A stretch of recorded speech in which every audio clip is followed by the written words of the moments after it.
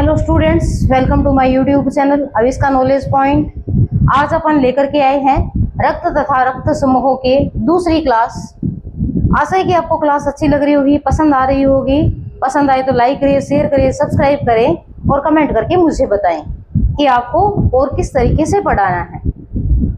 आज की क्लास इतनी शानदार क्लास है कि शायद ही यूट्यूब पे किसी ने पढ़ाया होगा।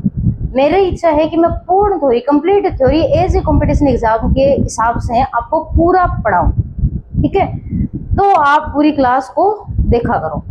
चलिए शुरू करते हैं। आज का अपना टॉपिक है रक्त समूह। कल अपन ने चर्चा की थी रक्त के बारे में और जो रुधिराणु होते हैं उनके बारे में अपन ने विस्तार से पढ़ा था। आज अपन चर्चा करते हैं रक्त समूह के बारे में। प्रत्येक व्यक्ति के अंदर अलग अलग रक्त समूह पाया जाता है। ठीक है, जो व्यक्ति है उसके अंदर, हर व्यक्ति के अंदर अलग अलग रक्त समूह होता है, एक विशेष प्रकार होता है। तो उन रक्त समूहों को 4 भागों में बांटा जाता है। 4 भाग कौन कौन से हैं ब्लड ग्रुप के? पहला जो है वो है ए ब्लड ग्रुप, दूसरा है बी, तीसरा है ए बी और चौथा है ओ। ठीक है, ए बी और ओ 4 रक्त समूह हैं। कौन कौन से? ए बी और ओ। अब क्या होता है कि जो ए बी है वो सर्वग्राही है, ये सबसे ब्लड ले सकता है। अपन बात करते हैं ना, कई बार चर्चा करते हैं कि उसमें खून की कमी हो गई है तो उसको रक्त देना है, तो उस स्थिति में वो व्यक्ति किससे ले सकता है? वो इन ब्लड ग्रुप के आधार पर निर्धारित होता है। और ओ जो है वो सर्वदाता कहलाता है, यानी कि ओ वाला व्यक्ति जो है वो चाहे कोई सा ही ब्लड ग्रुप हो उन सबको रक्त दे सकता है। ए बी सर्वग्राही होता है, ओ जो होता है वो सर्वदाता होता है। अब इनके अंदर एंटीजन और एंटीबॉडी का निर्माण होता है। भी इनके अंदर एंटीजन कौन से मौजूद होते हैं और उसके विपरीत क्या बढ़ते हैं? एंटीबॉडी बढ़ते हैं। ठीक है, एंटीजन कौन से होते हैं? जो ब्लड ग्रुप होता है वही इनके अंदर एंटीजन होता है। सीधा सीधा याद करना है कि जो ब्लड ग्रुप है वही एंटीजन है। ए में कौन सा एंटीजन रहेगा? ए। बी में कौन सा रहेगा? बी। ए बी में कौन सा रहेगा? A B. ओ में कोई भी प्रकार का एंटीजन नहीं होता है। ठीक है, किसी भी प्रकार का एंटीजन नहीं होता है। इसके अंदर एंटीबॉडी कौन से बढ़ते हैं? तो एंटीबॉडी हमेशा विपरीत बढ़ते हैं। जो ब्लड ग्रुप के अंदर जो एंटीजन है उस एंटीजन के विपरीत एंटीबॉडी का निर्माण होता है। जैसे ए जो ब्लड ग्रुप है उसमें बी एंटीबॉडी का निर्माण होता है, इसी तरीके से जो बी है उसमें ए एंटीबॉडी का निर्माण होता है। ए बी में किसी भी प्रकार का एंटीबॉडी नहीं बनता क्योंकि दोनों ही एंटीजन इसके अंदर मौजूद रहते हैं। ओ जो होता है उनके अंदर ए बी प्रकार का एंटीजन बढ़ता है, सॉरी एंटीबॉडी बढ़ता है। ठीक है, तो ये एंटीजन और एंटीबॉडी अपने को याद करने हैं। और ऐसा पूछ भी सकते हैं कि एंटीजन और एंटीबॉडी जो है, एंटीजन और एंटीबॉडी है कौन से में नहीं बनता है, कौन से में बढ़ता है, कौन से में कौन सा बनता है। उसके बाद देखते हैं रक्त आदान। रक्त आदान मतलब रक्त का आदान प्रदान कैसे हो सकता है? रक्त का आदान प्रदान यानी कि रक्त दूसरे व्यक्ति को किस तरीके से दिया जाता है। ये इधर की साइड अपन बात कर रहे हैं कि ये रुधिर दाता समूह है।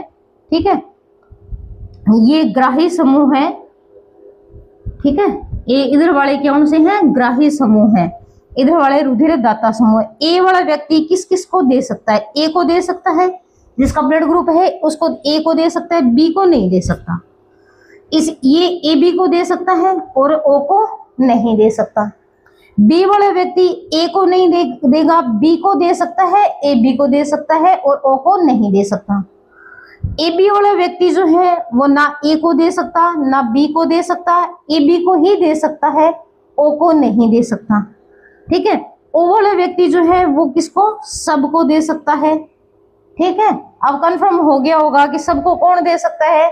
ओ दे सकता है। इसका मतलब है सार्वत्रिक डोनर है।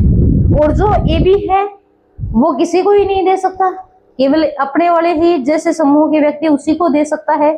ठीक है, लेकिन ये ले सारों से सकता है। ए बी सारों से ही आ रहे हैं, तो इसका मतलब ए बी जो है वो क्या है? सार्वत्रिक ग्राही है।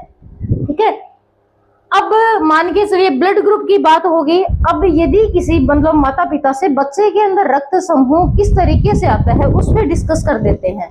ठीक है, रक्त संतान में रक्त समूह की संभावना क्या हो सकती है। यदि ब्लड ग्रुप ए है, यदि ब्लड ग्रुप ए है तो उसके युग्मक या यूं कहें कि संगठक कौन से हो सकते हैं, ए और ओ हो सकते हैं। ठीक है, बी है तो ब्लड ग्रुप बी या संभावना किसकी हो सकती है, ओ की। ए बी है तो ए और बी दोनों हो सकते हैं, ओ है तो ओ ही रहेगा। ठीक है, जब ए और ओ मिलते हैं तो क्या मतलब डोमिनेंस किसका आएगा, ए का। इसी तरीके से बी और ओ मिल जाते हैं तो क्या बनेगा, ये बी बढ़ता है। ठीक है, और जब ए और बी मिलते हैं तो आपको पता ही है ए बी बढ़ने की संभावना रहती है, ओ तो ओ ही बढ़ता है। ठीक है, जैसे मान के चलिए कि माता और पिता है, माता का ब्लड ग्रुप ए बी है और पिता का ब्लड ग्रुप ए है। माता का ए बी है और पिता का ए है, तो ए बी है तो इसके क्या हो जाएंगे, ए ओ बी, ओ ए भी हो सकता है ब्लड ग्रुप में और बी भी बन सकता है संतान के अंदर। ठीक है, इसी तरीके से पिता है तो पिता से ए भी बन सकता है और ओ भी बन सकता है। यानी कि आपको बताया कि जब ब्लड ग्रुप व्यक्ति में ए है तो उसके दो संतान में दो ब्लड ग्रुप की संभावना रहेगी, ए या ओ। इसी तरीके से बी है तो बी या ओ हो सकता है, ए बी है तो ए या बी हो सकता है, उसमें ओ नहीं रहेगा। ठीक है, तो अब मान के चलिए कि ये संभावनाएं बढ़ गई। अब ए वाले ब्लड ग्रुप पिता के ए से मिलता है तो क्या बनेगा, ए बनेगा। इसी तरीके से माता का ए वाला ब्लड ग्रुप जो है वो पिता के ओ वाले से मिलता है तो ए प्लस ओ की कंडीशन है, तो यहाँ पर डोमिनेंस क्या आएगा, ए आएगा।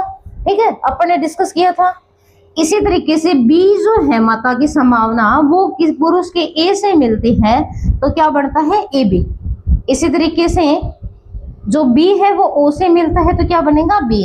तो हम क्या कह सकते हैं कि 50% संभावना तो किसकी है, ए ब्लड ग्रुप की है, 25% संभावना ए बी की है और 25% संभावना बी ब्लड ग्रुप की है। ठीक है, इस तरीके की ब्लड ग्रुप उसके संतान के अंदर पॉसिबिलिटी हो सकती है। ठीक है, अभी इसमें से साफ साफ दिख रहा है, बताओ ए बी और ए वाले ब्लड ग्रुप के माता पिता है तो उनमें ओ जो है वो नहीं होगा। ठीक है, अब माता का ब्लड ग्रुप मान लिया कि ए है और पिता का ब्लड ग्रुप क्या है, ओ है। संभावनाएं क्या होगी, ए हो सकता है या ओ होगा, ओ है तो ओ ही रहेगा। ए वाला जो है वो इस वाले ओ से मिलेगा तो ए ही बनेगा, ये ए जो है वो वापस इस ओ से बढ़ता है या मिलता है तो ए बनेगा, ये ओ जो है वो इस ओ से मिलेगा तो ओ ही बनेगा, और ये वाला। तो इसमें क्या है, 50% तो ए ब्लड ग्रुप वाली संतान हो सकती है और 50% संभावनाएं ओ ब्लड ग्रुप वाले संतान की रहती है। ठीक है, आई समझ में कि ब्लड ग्रुप 4 प्रकार के कौन कौन से, ए बी और ओ। ठीक है, चारों के चारों आपको याद होने चाहिए। इनके अंदर एंटीबॉडी और एंटीजन कौन से होते हैं वो भी आपको ध्यान होने चाहिए। आरएच फैक्टर भी बहुत महत्वपूर्ण होता है ब्लड समूह में, यानी कि ब्लड आरएच पॉजिटिव का दिया जाता है या नेगेटिव का दिया जाता है। इस तरीके से आपने सुना भी होगा कि ब्लड अपन जब भी ब्लड ग्रुप पूछते तो अपन बोलते हैं ए पॉजिटिव है, बी पॉजिटिव है ना। तो कब आपने सुना भी होगा, बहुत कम लोगों का होता है जो नेगेटिव समूह होता है। तो ये आरएच फैक्टर होता क्या है। ठीक है, आरएच फैक्टर जो है वो एक अमीनो अम्ल और प्रोटीन युक्त एक एंटीजन है जो ब्लड के अंदर मौजूद रहता है। ठीक है, अमीनो अम्ल और प्रोटीन यानी कि अमीनो अम्ल प्रोटीन युक्त एक एंटीजन है। इसकी खोज किसने की थी, कार्ल लैंडस्टीनर नामक वैज्ञानिक थे, उन्होंने इसकी खोज की थी। कार्ल लैंडस्टीनर नामक वैज्ञानिक ने इसकी खोज की थी। ये किसने की थी, तो एक मकाका रीसस नामक बंदर थे, उनके अंदर आरएच फैक्टर की खोज की गई थी। ठीक है, मकाका रीसस बंदर के अंदर। ठीक है, आरएच जो है वो रीसस से ही लिया हुआ है। जो व्यक्ति जिनमें आरएच फैक्टर पाया जाता है, वे व्यक्ति जिनके अंदर आरएच फैक्टर पाया जाता है वो होते हैं आरएच पॉजिटिव या जिसको पॉजिटिव बोलते हैं अपन। वो व्यक्ति जिनके अंदर आरएच फैक्टर नहीं पाया जाता उसे हम आरएच निगेटिव कहते हैं। ठीक है, यानी कि कुछ RH पॉजिटिव व्यक्ति होते हैं, कुछ RH नेगेटिव। कितने होते हैं? विश्व की बात की जाती है तो लगभग 80% लोग RH पॉजिटिव हैं और 20% लोग जो है वो RH नेगेटिव है। ठीक है, 80% लोग तो क्या है, RH पॉजिटिव है और 20% लोग जो है वो RH नेगेटिव है। RH फैक्टर के अंदर टोटल जो है वो इसके 5 कारक पाए जाते हैं, 5 कारक मौजूद रहते हैं। कौन से हैं? RH capital C, RH small c, RH D, RH capital E और RH E। 5 कौन कौन से? सीधे सीधे तौर पे याद हो जाएगा। RH capital C, RH small c, RH D, RH capital E और RH स्मॉल e। 5 कारक RH ग्रुप के पाए जाते हैं। ठीक है, अब RH पॉजिटिव वाला व्यक्ति जो है वो RH नेगेटिव वाले व्यक्ति को खून नहीं दे सकता है, कभी नहीं दे सकता। यानी कि RH पॉजिटिव वाले व्यक्ति का खून RH नेगेटिव को और RH नेगेटिव वाले व्यक्ति का खून RH पॉजिटिव को नहीं दिया जाता। ठीक है, तो चलिए कौन सा समूह किसको दे सकता है वो देखते हैं। रक्त आधान की बात करते हैं तो इधर अपन ने लिखे हैं रुधिर दाता समूह और इधर लिखे आपने रुधिर ग्राही समूह। हो सकता है इस सारणी से ही आपको समझ आ जाए कि यदि कंपटीशन एग्जाम के अंदर क्वेश्चन पूछा जाता है कि बताओ कौन सा समूह कौन से को रक्त दे सकता है, तो सीधा सीधा क्वेश्चन आप इसको समझ लोगे तो सीधा सीधा ही कर सकते हो। चलिए देखते हैं, अपना है ए पॉजिटिव ग्रुप है और इधर अपन ने क्या लिख लिए, सारे समूह लिख लिए। A positive, A negative, B positive, B negative, A B positive, A B negative, O positive, O negative. ठीक है, ए पॉजिटिव जो ग्रुप है वो ए पॉजिटिव को दे सकता है, ए नेगेटिव को नहीं दे सकता, बी पॉजिटिव को नहीं दे सकता, बी नेगेटिव को नहीं दे सकता, ए बी पॉजिटिव को दे सकता है, बाकी और किसी को भी ये नहीं दे सकता है। इसी तरीके से ए नेगेटिव जो है वो ए पॉजिटिव को भी दे सकता है और ए नेगेटिव को दे सकता है, और ए बी पॉजिटिव और ए बी नेगेटिव को दे सकता है, बाकी और समूह को नहीं दे सकता। बी पॉजिटिव किस किस को देगा? बी पॉजिटिव को दे सकता है और ए बी पॉजिटिव को दे सकता है बस। बी नेगेटिव जो है वो B positive, B negative, A B positive और ए बी नेगेटिव को दे सकता है। ए बी पॉजिटिव केवल ए बी पॉजिटिव को दे सकता है, A B negative, A B positive और ए बी नेगेटिव दोनों को दे सकता है। ओ पॉजिटिव जो है वो देखो ए पॉजिटिव को दे सकता है, बी पॉजिटिव को दे सकता है, ए बी पॉजिटिव को दे सकता है और ओ पॉजिटिव को दे सकता है। मतलब पॉजिटिव वालों को ही दे सकता, पॉजिटिव वाले पॉजिटिव वालों को ही दे सकता है। ओ नेगेटिव जो है ये सबको दे सकता है। अब सबको दे सकता है तो इसका मतलब क्या है? ये यूनिवर्सल डोनर है। ओ नेगेटिव क्या है? यूनिवर्सल डोनर है, यानी कि सार्वत्रिक दाता समूह है ओ नेगेटिव। वैसे पूछे तो ओ और इस तरीके से पूछे तो ओ नेगेटिव। तो दूसरी चीज और देखते हैं भाई, सारे गुण किस में आ रहे हैं? ए बी पॉजिटिव के अंदर आ रहे हैं। इधर से देखा जाए तो ए बी जो पॉजिटिव है ये क्या है? सार्वत्रिक ग्राही है, यूनिवर्सल एक्सेप्टर है। ठीक है, ए बी पॉजिटिव है, यूनिवर्सल एक्सेप्टर है और ओ नेगेटिव जो है वो सार्वत्रिक डोनर है। ठीक है, इसमें से भी क्वेश्चन अगर सीधा सीधा पूछते हैं कि माता का ये है, पिता का ये है, तो आप उसको भी सोल्व कर सकते हो। एक बार समझना है, उसके बाद बहुत आसान है। इरिथ्रोब्लास्टोसिस फिटेसिस या गर्भ रोगताणु कोरकता, यानी कि होता क्या है इसके अंदर, यदि माता RH नेगेटिव है और पिता RH पॉजिटिव है, माता RH नेगेटिव ब्लड ग्रुप की है और पिता जो है वो RH पॉजिटिव है, तो जो पहला भ्रूण होगा यानी कि पहली जो संतान होगी वो RH पॉजिटिव हो। ठीक है, अब क्या होगा कि RH नेगेटिव और RH पॉजिटिव जो ब्लड ग्रुप है वो मिलेंगे, माता के शरीर में जाकर के मिलेगा तो RH नेगेटिव प्रत्यक्ष बना देता है। ठीक है, तो इसमें पहला जो बच्चा होगा वो तो सामान्य होगा, पहला जो चाइल्ड होता है वो सामान्य होता है, लेकिन माता के शरीर में RH नेगेटिव प्रतिरक्षी बन जाते हैं। अब क्या होता है कि जब दूसरी संतान होती है, दूसरा भ्रूण है, तो वो दूसरा भ्रूण जो होगा वो RH नेगेटिव होगा और ये दोनों इसमें मौजूद पहले से ही है प्रतिरक्षी एंटीबॉडी, और ये आएगा तो इन दोनों की प्रतिक्रिया हो जाएगी।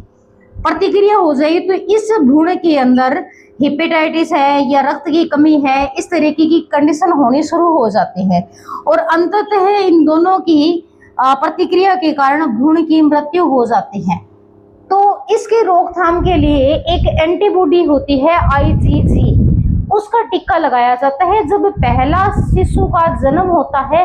उस समय उस शिशु के जन्म के 24 घंटे के अंदर ये IgG जो एंटीबॉडी है उसका इंजेक्शन दिया जाता है, ताकि दूसरा जो प्रसव होगा वो सामान्य हो या दूसरा जो संतान उत्पन्न होगी वो भी सामान्य हो। तो इस प्रक्रिया को क्या कहते हैं? एरिथ्रोब्लास्टोसिस फिटेसिस कहते हैं या गर्भ रोगाणु कोरकता कहा जाता है। ठीक है, उसके बाद बात करते हैं हीमोग्लोबिन की। हीमोग्लोबिन अपने ब्लड में पाया जाने वाला एक वर्णक है, यानी कि आरबीसी के अंदर ये मौजूद रहता है। जब अपन ने आरबीसी पढ़ी थी तो आपको बताया था कि आरबीसी के अंदर मौजूद श्वसन वर्णक है।